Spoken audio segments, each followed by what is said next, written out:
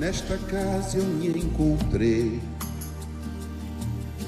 Entrei e aqui dentro vi saída. Sim, foi nessa casa de amor que as benesses do labor cicatrizaram minhas feridas. Depois de muitos e muitos passes, estudo e a água da paciência, religar e religuei, filosofiquei, tomei ciência. Aqui, nesta casa de oração, orei, pratiquei o Evangelho.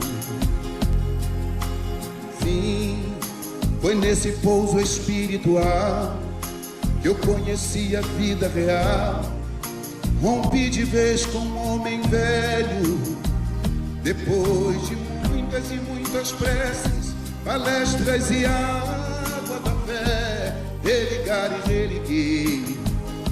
A casa, quando é santa, é posto de emergência, hospital de alma, dissipando dores, transcendentes traumas, frente de serviços que a todos levanta, pronto atendimento de Deus, oh Santa Casa Santa.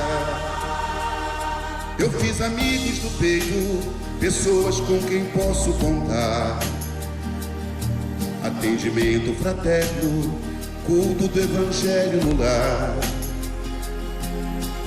Sim, nessa oficina de Jesus, chorei cantando quanta luz, com as vibrações desse lugar. Depois de muitas e muitas quedas, me fortalecendo na fé, religar e religuei. A casa, quando é santa, é posto de emergência, hospital de alma, dissipando dores, transcendentes traumas, frente de serviços que a todos levanta, pronto atendimento de Deus, oh Santa Casa Santa. Por isso canto e dou graças a Deus,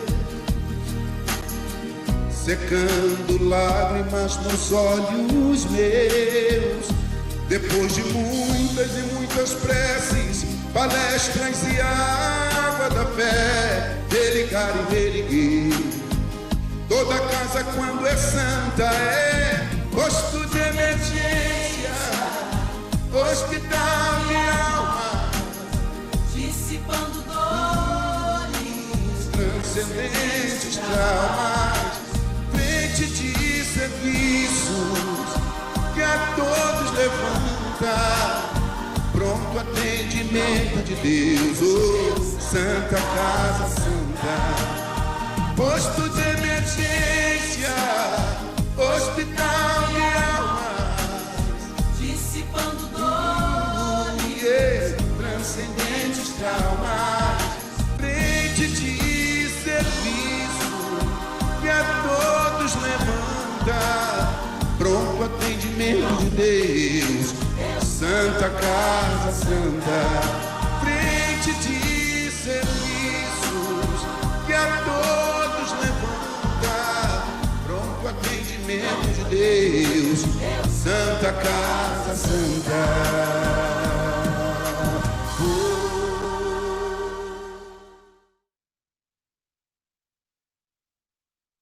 Boa noite, queridos amigos do Centro Espírita Casa da Paz. Agradeço ao convite da querida Maria Emília e nós rogamos a Jesus e a Maria que as nossas reflexões, elas de alguma forma, elas possam colocar em movimento as belezas que trazemos dentro de nós. por um grãozinho de areia que seja. Escolhemos como assunto, ou trazemos para assunto, Maria,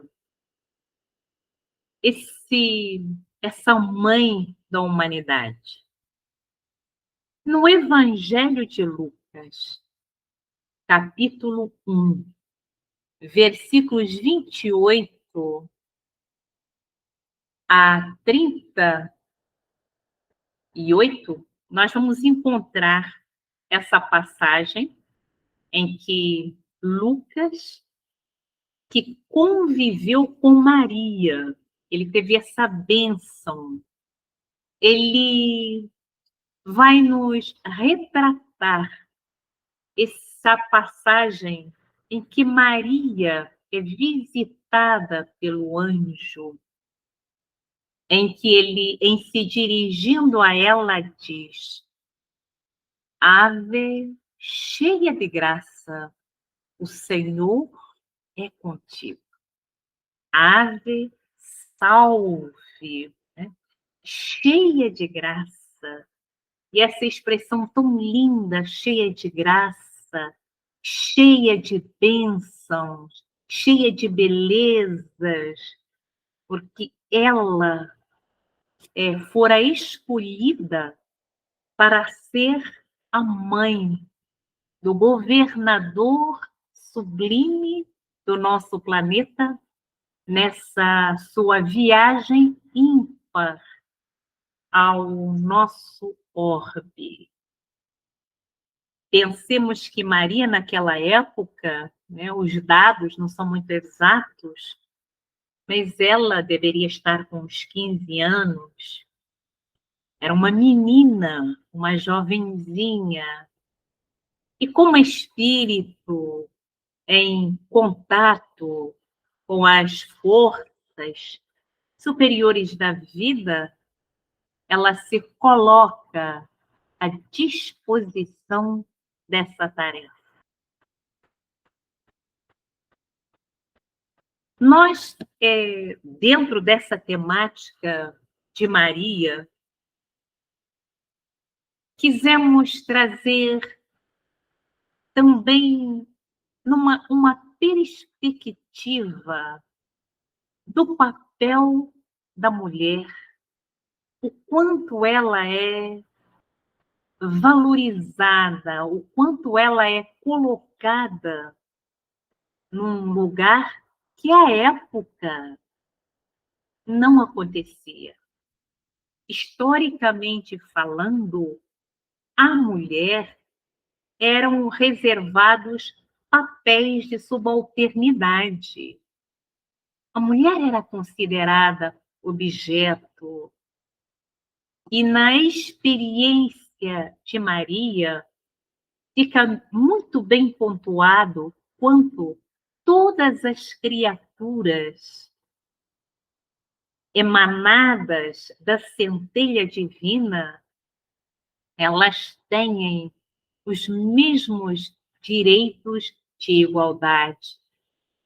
Então, com Jesus, o nosso mestre maior, vindo por intermédio, chegando ao mundo por intermédio de Maria, nós já podemos aí aventar o resgate que é feito à personalidade feminina. Em tempos onde o feminicídio ele tem se alastrado, é importante nós repensarmos o papel da mulher. E é nessa diretriz que nós vamos estabelecer, vamos dizer assim, essa troca de ideias. Vamos ao livro, vamos usar como base um texto de Emmanuel, que está no livro Religião dos Espíritos. Nesse livro, Emmanuel, ele comenta questões questões retiradas de O Livro dos Espíritos. São 91 questões retiradas, não é, dessa obra que inaugura o Espiritismo, e para cada questão selecionada pelo grupo lá do Chico, Emmanuel ele vai discorrer sobre a temática.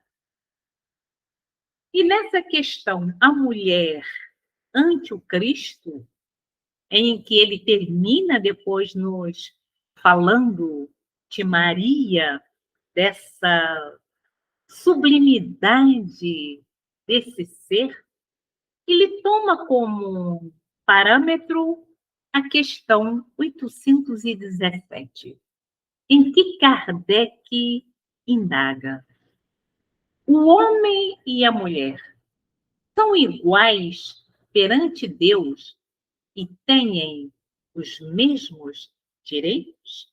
Kardec indagando. Isso está lá na Lei de Igualdade, nas leis morais, Lei de Igualdade. O homem e a mulher são iguais perante Deus e têm os mesmos direitos? E os espíritos abalizados, esses espíritos que tenham desse discernimento capaz de nos orientar, eles respondem: não outorgou Deus a ambos a inteligência do bem e do mal e a faculdade de progredir? A resposta dos espíritos superiores vem por meio de uma indagação também. Kardec pergunta, e os espíritos superiores utilizam a pergunta para responder.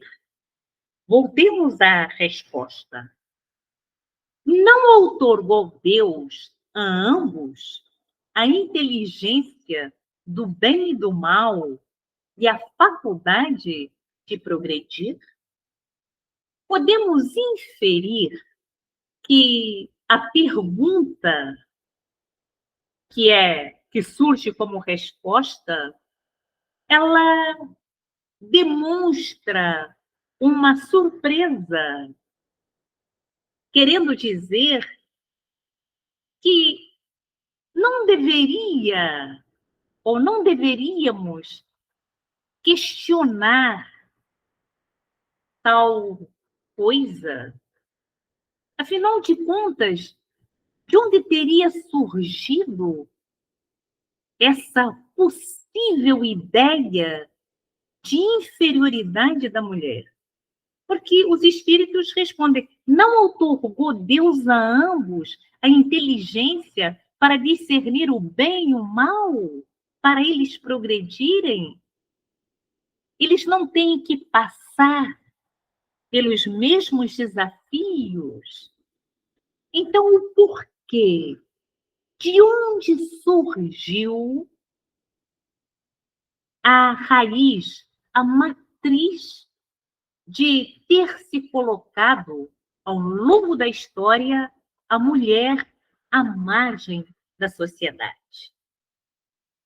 Partindo dessa pergunta, nós temos, então, o desenvolvimento de Emmanuel, quando ele começa nos dizendo: toda vez nos disponhamos a considerar a mulher em plano inferior, lembremos-nos dela ao tempo de Jesus. Toda vez nos disponhamos a considerar a mulher em plano inferior. E de onde vem essa consideração em relação à mulher em plano inferior? Nós fomos nos habituando, é um hábito. Secularmente, a mulher, ela foi considerada como, vamos dizer, não fazendo parte da construção da história. A ela não cabiam papéis de protagonismo. A ela não era reconhecido o direito de interferir no rumo da história, de estabelecer diretrizes. A mulher era reservado o papel de ficar nos bastidores. E ainda que a mulher fosse considerada como ficando nos bastidores, na verdade, no percurso vamos assim, da humanidade, nós vamos encontrar a mão da mulher ditando o destino da vida.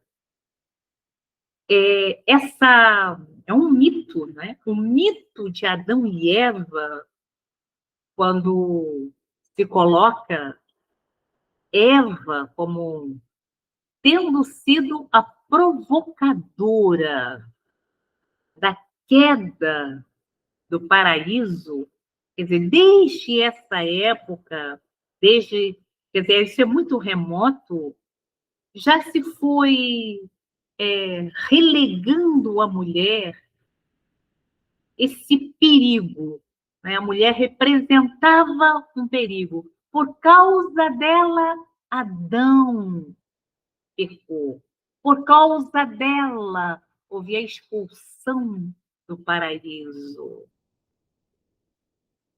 E daí, né, desse fato mítico, representando, e nós vamos encontrar em A Caminho da Luz, Emmanuel também nos trazendo aí embasamentos para compreendermos a história de Adão, de Eva, né, como expulsos do paraíso, como tendo sido, vamos dizer assim, banidos de capela, porque eles não seguiram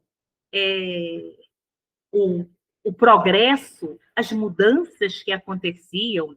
E aí, como homem e mulher juntos vieram, porque tanto homem quanto mulher, receberam a inteligência, eles têm livre-arbítrio para decidir. Por isso, a resposta não outorgou, da 817, não outorgou Deus ao homem e à mulher a inteligência para discernir o bem e o mal? Desses mitos, né?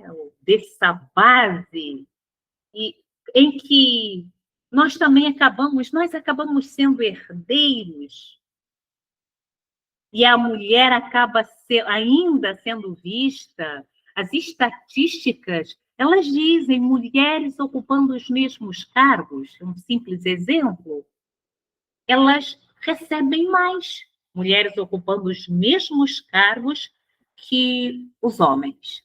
Elas acabam recebendo mais, então, em várias situações, em vários contextos, em vários fatos, se constata a discriminação contra a mulher.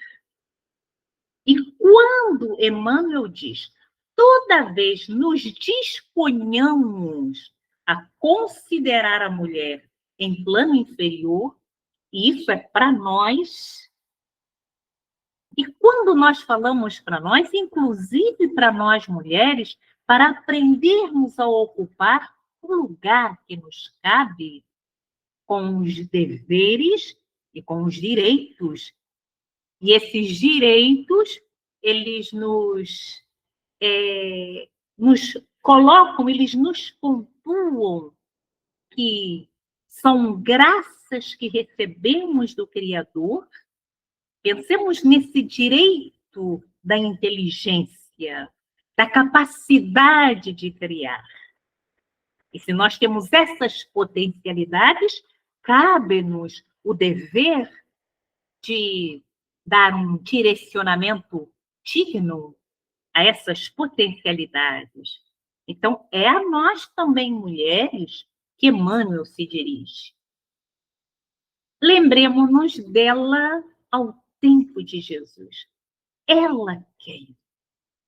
E Emmanuel esclarece. Há 20 séculos, as companheiras do povo, na maioria, há 20 séculos, com exceção das patrícias do Império, desculpem, eu li um parágrafo, uma linha antes, quase todas as companheiras do povo, na maioria das circunstâncias, sofriam extrema abjeção, convertidas em alimárias de carga, quando não fossem vendidas em asta pública. Isso é história.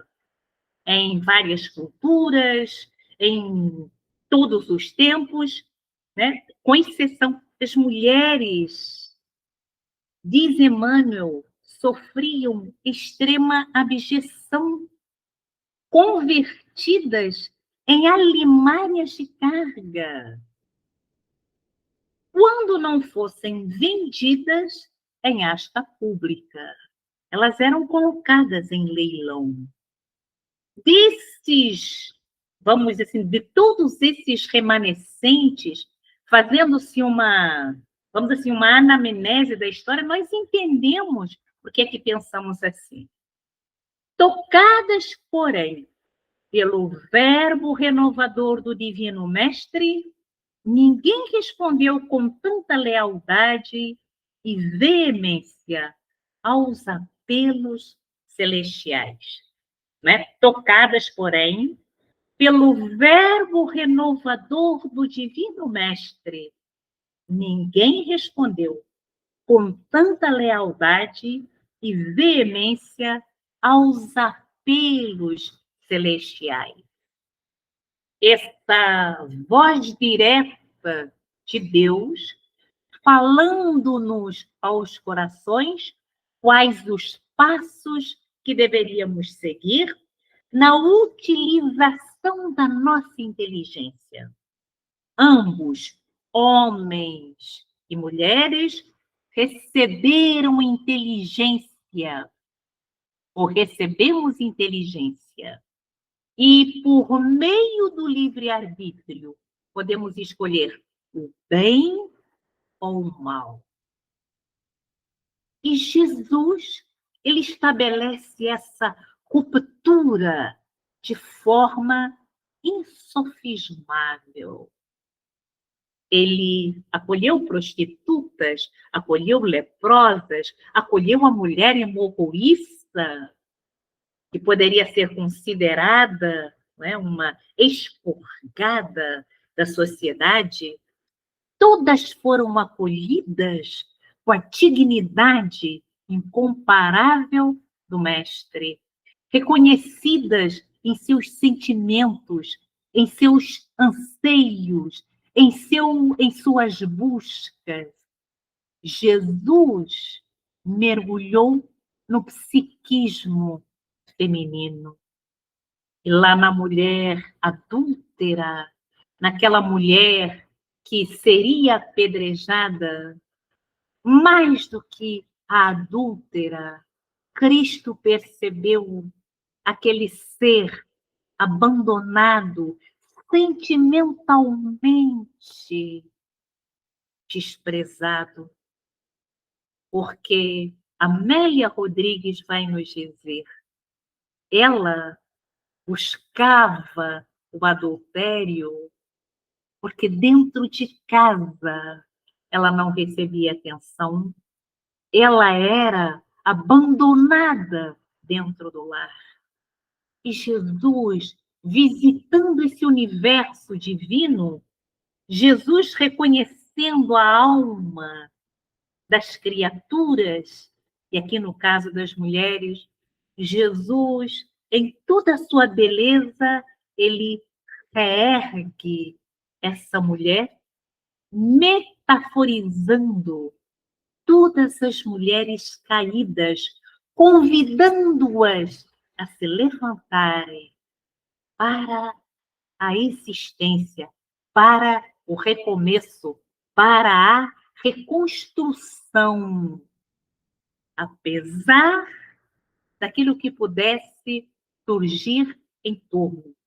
Naquela época, as mulheres elas eram costelas dos homens.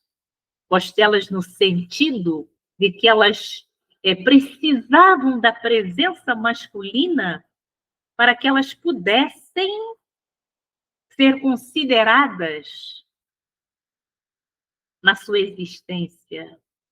E o Cristo vem para dizer às mulheres, vem para dizer a Madalena, vem para dizer à mulher adúltera, que elas poderiam se reerguer e caminhar na vida com dignidade. Dignidade que é expressada em Maria, escolhida para ser a mãe do Mestre, a mãe do Messias. E continua Emmanuel. Tocadas, porém, né, já vimos aqui, entre as que haviam descido aos vales da perturbação e da sombra, encontramos em Madalena o mais alto testemunho de soerguimento moral, das trevas para a luz. E entre as que se mantinham no monte do equilíbrio doméstico, surpreendemos em Joana de Cusa o mais nobre expoente de concurso e fidelidade.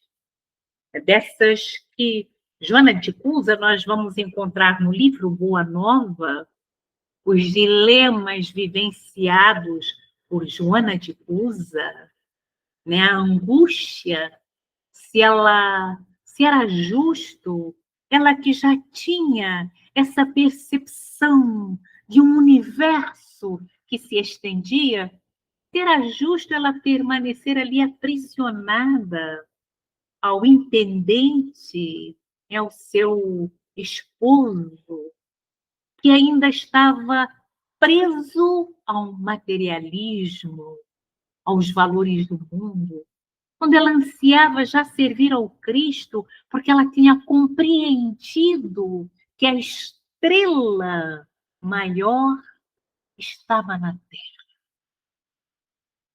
E Jesus a orienta que voltasse para o lar. E ela retorna e deixa-nos esse exemplo de coragem, de força. Onde essa questão de se dizer que a mulher é frágil, que fragilidade é essa?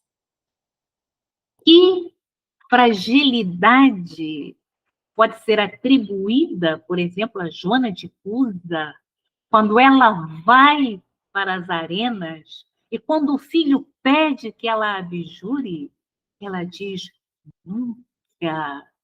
Pede para que o filho se cale, porque era necessário que a voz do Cristo, por seu intermédio, falasse da grandeza da vida.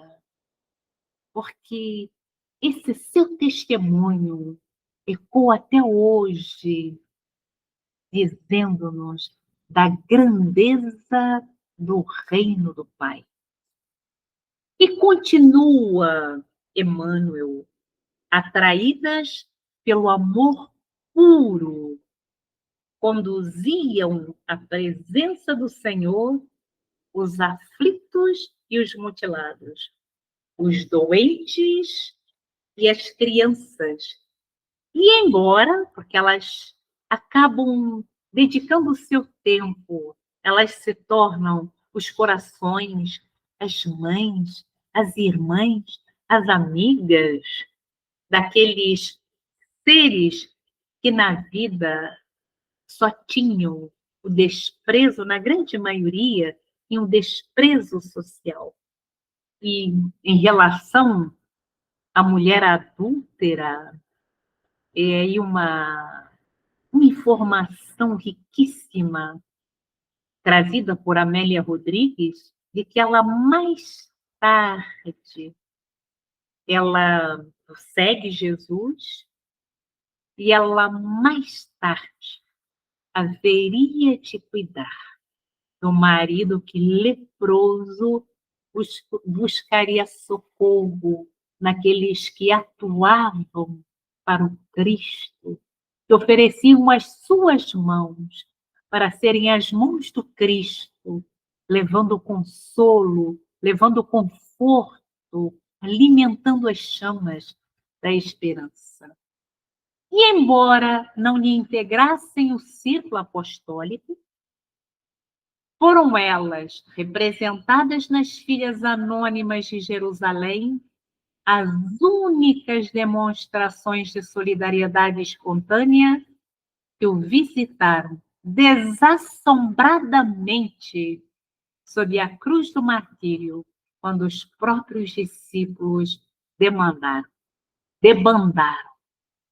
a coragem das mulheres. Vejamos como é que os espíritos superiores, eles trazem uma perspectiva de vida, e é nessa perspectiva que nós precisamos buscar os caminhos para serem seguidos. Eles não ficam encarcerados, aprisionados naquilo que homens frágeis criam. É necessário que nós estejamos sempre atentas e atentos para não sermos pegos de surpresa e nos deixarmos embainhar pela espada da ilusão, porque seguimos a Cristo, seguimos aqueles espíritos, nós somos seguidores do Cristo e nós buscamos os exemplos daqueles que verdadeiramente entregaram a sua vida a Jesus. Mais tarde, junto aos continuadores da Boa Nova, sustentaram-se no mesmo nível de elevação e de entendimento. Dentre as mulheres que seguiram Jesus no Calvário, lembremos que Maria o acompanhou até o fim.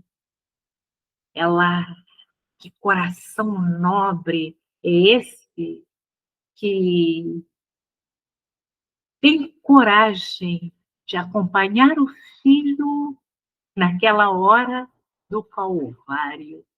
Ela ali permanece de coração ralado, de coração ferido, trespassado pela lança da dor. Mas ela permanece. E Maria vai. Depois, quando ela se transfere para Éfeso, junto com João, que vai fielmente seguir as orientações de Jesus, eis aí tua mãe, eis aí teu filho, dizendo para Maria que ela haveria de ser a mãe da humanidade, ela lá está. É o exemplo de força, dessa vida interior, porque quando se fala em força, pode-se pensar em força física, pode-se pensar em vantagens, vamos dizer assim, musculosas, mas a força real é a força do íntimo, a força que enfrenta os medos, a força que consegue confiar de uma força. A fé, ela é compatível com a força interior. Quem tem fé tem força interior. E a força interior, o que é essa força interior? Que força é essa que Maria tinha e tem, que ela acompanha o filho até o último instante no Calvário? Essa força, ela tem a cor da fé, ela tem a chama que a vincula a essa grande força do universo. É o exemplo de Maria. Ela ali suportou, uma mãe suportaria como? Só pela conexão profunda com os códigos secretos do amor, que reconhecem que ninguém consegue apagar a chama de grandes amores. Então, no seu íntimo, Maria sabia que o filho morria de forma injusta aos olhos do mundo, mas aquela alma inigualável, ela permaneceria iluminando toda a sua vida, iluminando nosso planeta. Dorcas, aí nós temos alguns exemplos que Emmanuel nos traz de mulheres que se destacaram no Evangelho. E aí ele fala de Dorcas, a costureira jopense, depois de amparada por Simão Pedro, fez-se mais ativa colaboradora da assistência aos infortunados. E fica bem claro no Evangelho, na literatura que nós recebemos dos Espíritos, que a dignidade da mulher, ela não diz tanto respeito aos papéis que ela ocupa, mas principalmente ao como ela ocupa esses papéis. A dignidade. A mulher, ela tem uma sensibilidade, ela tem uma antena capaz de sintonizar com sentimentos, de compreender. E é necessário que essas habilidades da mulher sejam colocadas em prática. Não como sinal de inferioridade em relação ao homem, mas como distintivo de capacidades e potencialidades que cada ser recebe. Nesse capítulo, Lei de Igualdade, e quando nós o estávamos estudando com os queridos companheiros e companheiras no Joana d'Arc, nos chamou muito a atenção que a lei de igualdade, ela respeita as diferenças. Ela reconhece as especificidades. Ela tem o discernimento dos papéis que cabem a cada um. É como numa orquestra. O violino, ele não é inferior ou superior ao outro instrumento, mas eles compõem a orquestra, homem e mulher, e todas as seres da criação compõem essa grande sinfonia da vida. Fala de Dorca, fala de Febe, é a mensageira da epístola de Paulo de Tarso aos Romanos. Isso é mostrado muito bem no livro Paulo e Estevão, que é um livro ímpar. Lídia, em Filipos, é a primeira mulher com suficiente coragem para transformar a própria casa em santuário do Evangelho nascituro. Ela transforma o seu lar num santuário. Numa época em que falar do Evangelho, falar do Cristo, falar do Messias, pressupunha coragem para remar contra a maré dos interesses mundanos. Como hoje é necessário coragem para viver-se o Evangelho em meio a outros tipos de interesses mundanos. Lloyd e Eunice, né, que são respectivamente avó e mãe de Timóteo, eram padrões morais da fé viva. Então, Emmanuel, ele vem aí, nos faz uma situação histórica do quanto o Cristo, modelo e guia da humanidade, ele dignifica a mulher. Depois que ele faz essa, vamos dizer, essa contextualização, ele vai nos apresentar aquela que, por excelência, é a mulher que simboliza o padrão moral. Ele diz: entretanto, ainda que semelhantes heroínas não tivessem de fato existida, não podemos olvidar que um dia, buscando alguém no mundo para exercer a necessária tutela sobre a vida preciosa do embaixador divino, o supremo poder do universo não hesitou em recorrer à abnegada mulher escondida num lar apagado e simples. E aqui, Emmanuel, ele nos traz a consciência, ele nos faz aí perceber que a escolha de Maria é uma escolha do excelso Senhor da vida.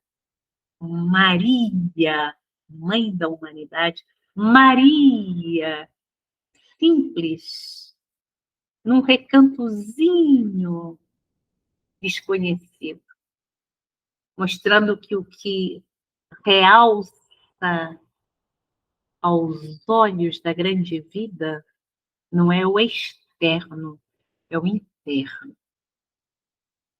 Ela era, dizemos, escondida num lar apagado e simples. Humilde, ocultava a experiência dos sábios.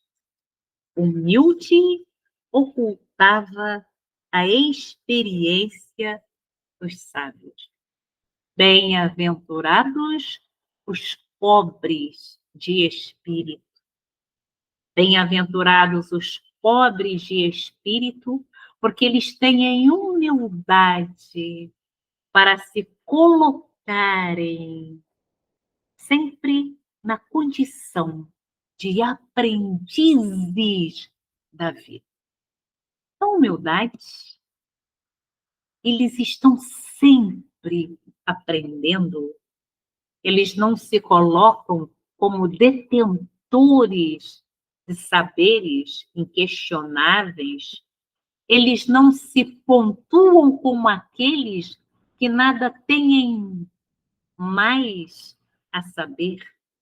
Eles estão sempre antenados, eles estão sempre à procura de novos conhecimentos para iluminar os pensamentos, esclarecer e modificar sentimentos e operacionalizar as mãos.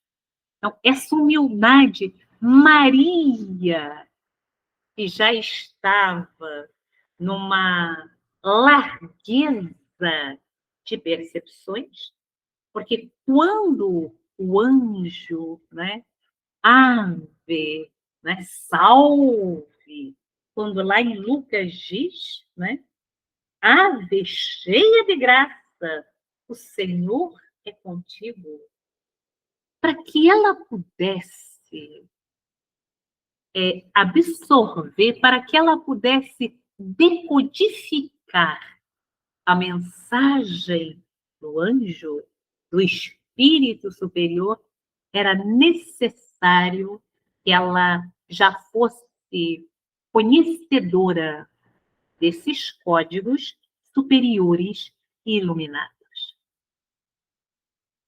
Que é exatamente o que nós fazemos. O que nós fazemos hoje?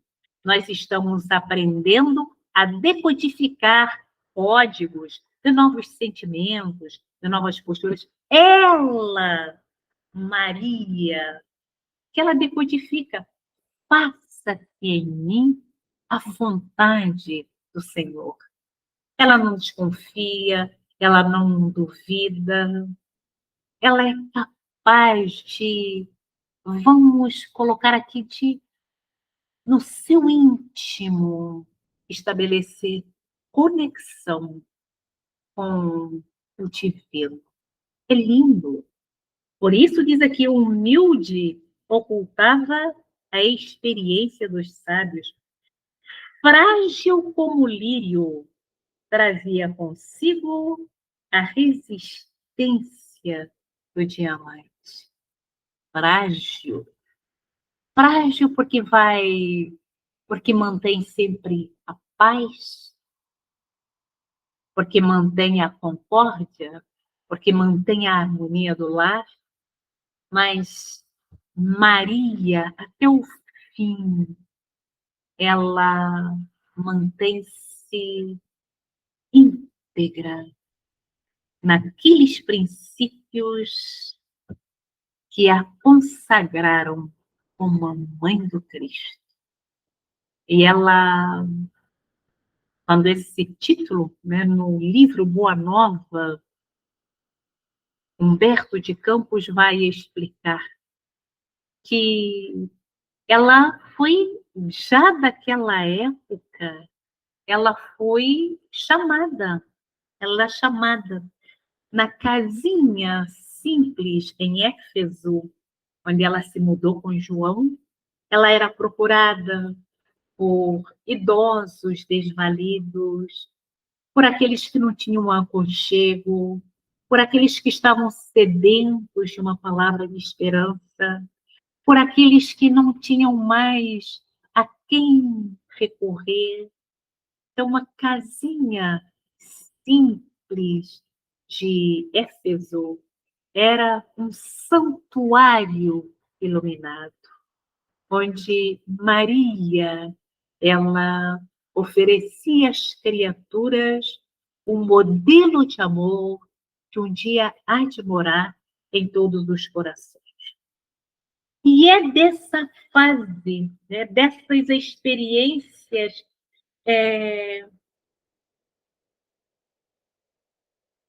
que ela acaba sendo depois conhecida como a mãe da humanidade. Tem um trecho aqui, isso está no capítulo 30 de Boa Nova, e o capítulo 30 intitula-se Maria, em que ele se sua choupana era então conhecida pelo nome de Casa da Santíssima.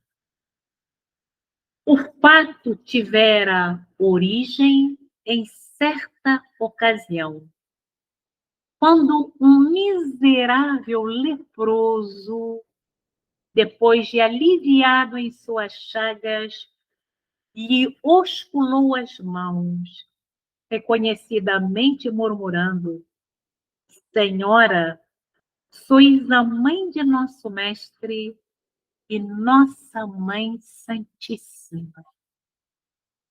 De onde surge, de onde Maria é reconhecida como Mãe Santíssima?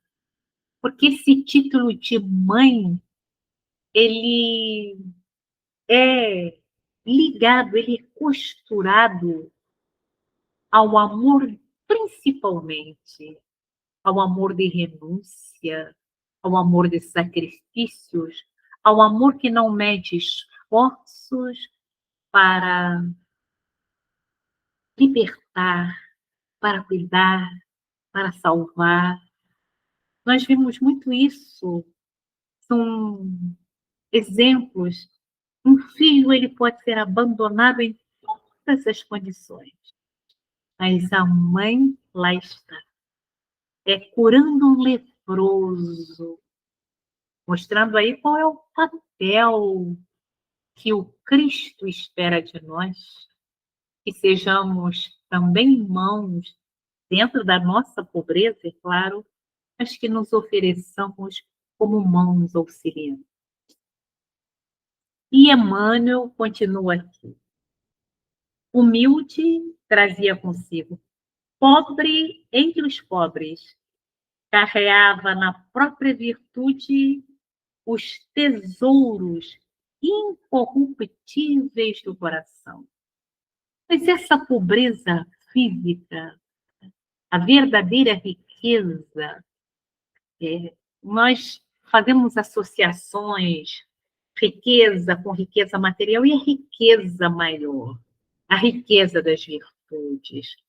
Essa riqueza inacessível que acompanha a criatura para sempre.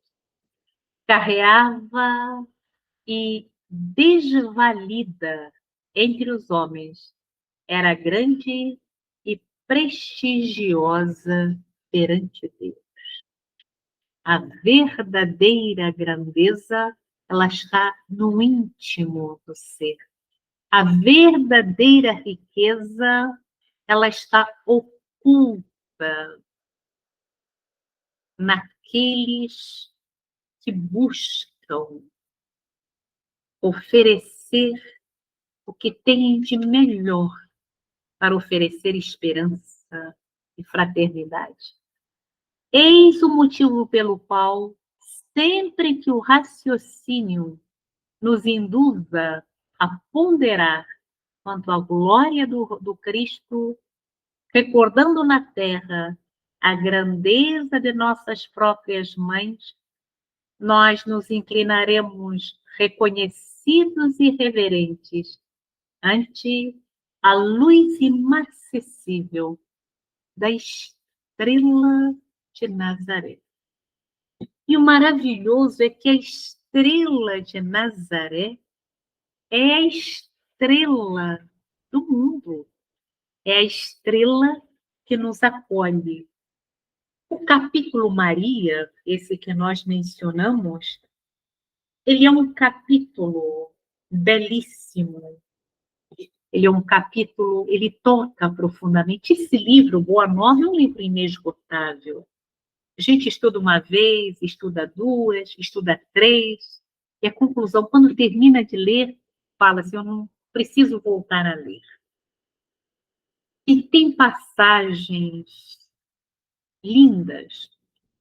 E assim, para encerrar esse caminhando, já assim para o final do estudo, nós escolhemos um profundamente consolador. Tem uma passagem aqui em que Maria, ela parte, ela é encontrada, quem a vem buscar é Jesus, para levá-la aos páramos celestiais. E é lindo porque Jesus se ajoelha aos pés de Maria. E quando ela está sendo encaminhada pelo Cristo para que pudesse usufruir daquele merecido hino de paz, diz-nos Humberto de Campos, acompanhemos, dulcíssimas alegrias lhe invadiam o coração. E já a caravana espiritual se dispunha a partir. Era a caravana em que Maria, ela era conduzida pelo Cristo às regiões de luz inapagável.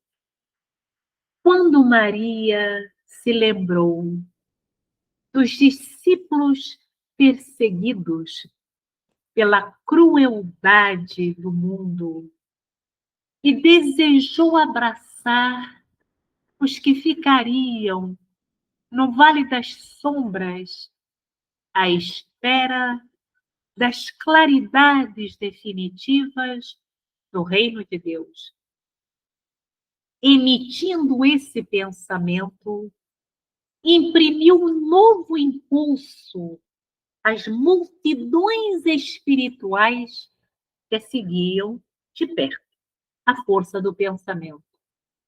Em poucos instantes, seu olhar divisava uma cidade soberba e maravilhosa, espalhada sobre colinas enfeitadas de carros e monumentos que lhe provocavam assombro. Os mármores mais ricos esplendiam nas magnificentes vias públicas, onde as liteiras patrícias passavam sem cessar, exibindo pedrarias e peles sustentadas por misérrimos escravos. São as contradições do nosso tempo, a miséria e o esbanjamento, a indiferença, a frieza dos corações, misérrimos escravos e pedrarias, abastanças, desperdícios e luxúria. Os mármores, mais alguns momentos, e seu olhar descobria outra multidão guardada a ferros em escuros calabouços. Penetrou os sombrios cárceres do Esquilino, onde centenas de rostos amargurados retratavam padecimentos atrozes. Os condenados experimentaram no coração um consolo desconhecido. Eram aqueles que seriam jogados no circo, às feras, aos leões. E Maria, ao se aproximar, com a sua vibração de amor e de luz, fez com que eles experimentassem aquela água dada a quem estava no deserto causticante. Maria se aproximou de um a um, participou de suas angústias e orou com as suas preces, cheias de sofrimento e confiança.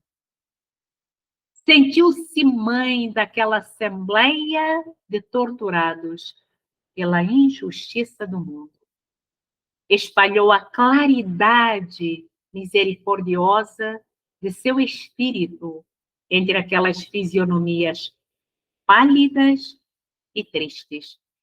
Eram anciãs que confiavam no Cristo, mulheres que por ele haviam desprezado o conforto do lar, jovens que depunham no evangelho do reino toda a sua esperança.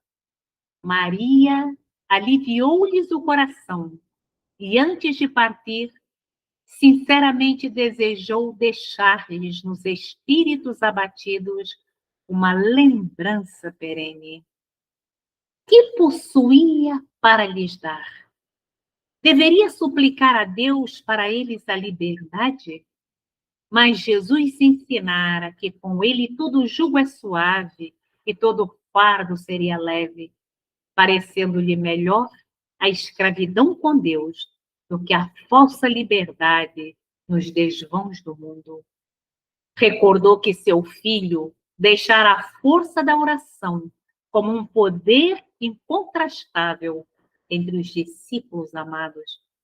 Então, rogou ao céu que lhe desse a possibilidade de deixar entre os cristãos oprimidos a força da alegria.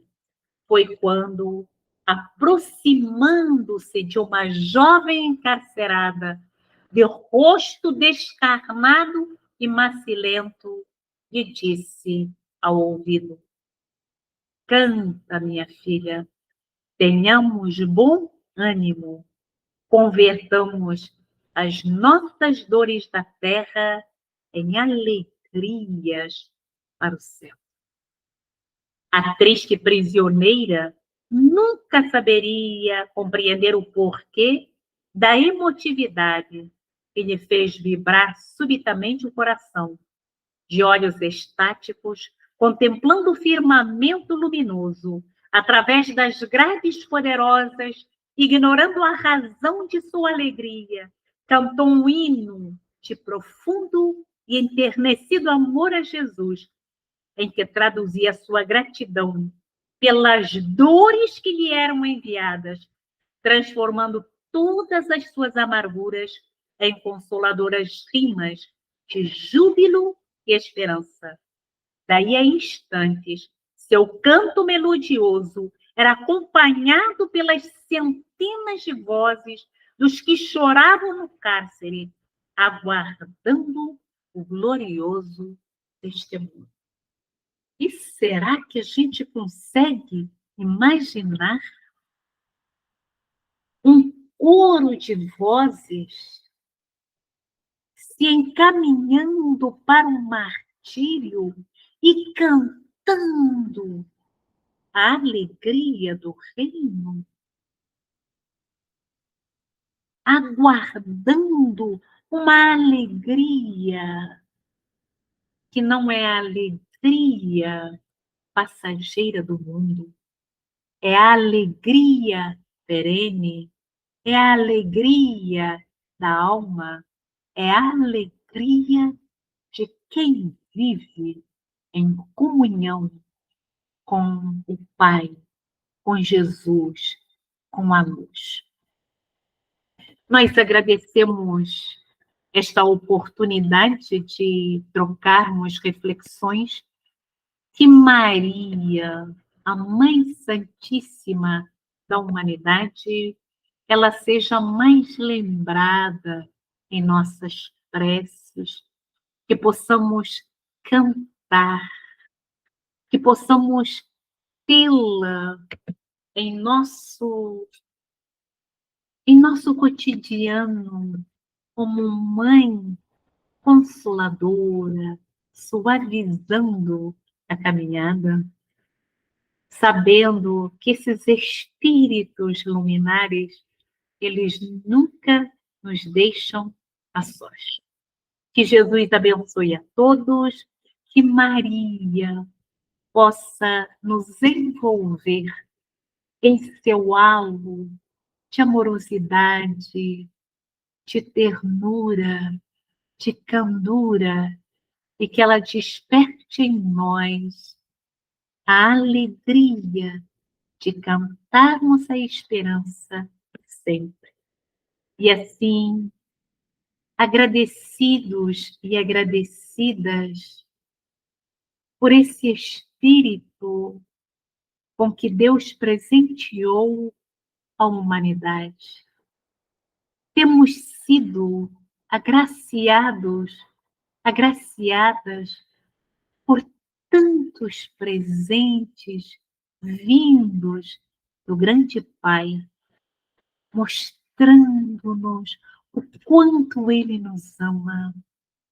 E um dos grandes presentes que recebemos do Pai é a presença de Maria no nosso planeta, é a presença dessa Mãe Santíssima, ou a presença da Mãe Santíssima, sempre pronta para acolher os filhos e as filhas que a buscam. Agradecemos assim e que nós possamos nos valer dessa graça que nos é dada, de graça, que possamos usufruir desse benefício a fim de vencermos os nossos desafios, as nossas dificuldades, os nossos tropeços. Agradecemos pela bênção de aqui estarmos em nome do Centro Espírita Casa da Paz.